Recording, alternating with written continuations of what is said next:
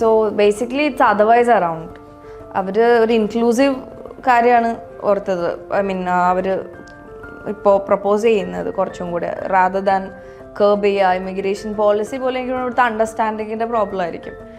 ആൾക്കാർ മനസ്സിലാക്കി എടുക്കുന്നതും അല്ലെങ്കിൽ നമുക്കുള്ളൊരു കമോഷൻ എന്ന് പറയുന്നത് അവിടെ ഇല്ല. സ്റ്റുഡൻസിനെ ഇൻടേക്ക് ചെയ്യുന്നില്ല, അല്ലെങ്കിൽ ഇപ്പം എല്ലാവരും ഇൻ്റർനാഷണൽ സ്റ്റുഡൻസിൻ്റെ പരിധി നിശ്ചയിച്ചു, അങ്ങനെയൊക്കെയുള്ള കാര്യങ്ങൾക്ക് അപ്പുറത്തേക്ക് കുറച്ചും കൂടി അത് പോളിസി ലെവലിൽ എനിക്ക് തോന്നുന്നത്. കാരണം സ്റ്റുഡൻസിന് അത് ബാധിച്ചിട്ടില്ല.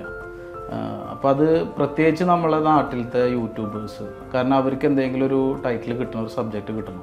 അപ്പം എന്തെങ്കിലും കിട്ടുമ്പോഴത്തേനും എല്ലാവരും അതിനെ പറ്റിയിട്ട് വീഡിയോ ചെയ്യും. അതിൻ്റെ സത്യം എന്താണ് അസത്യം എന്താണെന്നുള്ളതൊന്നും മനസ്സിലാക്കുന്നില്ല.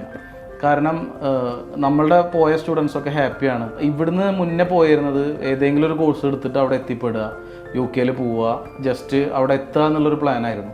ഇപ്പോൾ സ്റ്റുഡൻസ് കറക്റ്റ് ചൂസ് ചെയ്യുന്നുണ്ട് ഏത് പ്രോഗ്രാമിനാണ് പോകേണ്ടത്. ആ പ്രോഗ്രാം കഴിഞ്ഞ് കഴിഞ്ഞാൽ അവർക്ക് അവിടെ ജോലി ചെയ്യാൻ വേണ്ടി പറ്റുമോ, അവിടുത്തെ ഷോർട്ട് ഒക്യുപ്പേഷൻ ലിസ്റ്റിൽ ആ കോഴ്സ് വരുന്നുണ്ടോ, ഇങ്ങനെയുള്ള കാര്യങ്ങളൊക്കെ നോക്കിയിട്ടാണ് സ്റ്റുഡൻസ് പോകുന്നത്. അപ്പോൾ ഒരു 90% സ്റ്റുഡൻസും ഹാപ്പിയാണ്.